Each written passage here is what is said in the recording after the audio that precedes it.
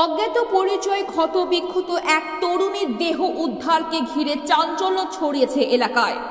দক্ষিণ চব্বিশ পরগনা জেলার ঢোলাহাট থানার পাতিবুনিয়া এলাকা থেকে অজ্ঞাত পরিচয় ক্ষতবিক্ষত এক তরুণীর মঙ্গলবার দিন দেহ উদ্ধারকে ঘিরে এলাকায় চাঞ্চল্য।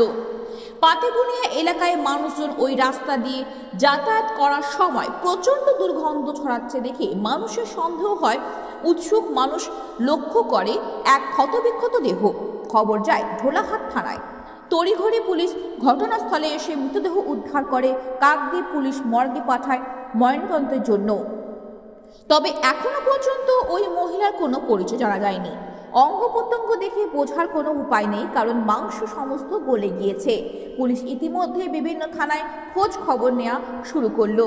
ঢোলাহাট থানা পুলিশ কোনো নিখোঁজ কোনো মহিলা আছে কিনা সেই হিসেবে তদন্ত শুরু করেছে।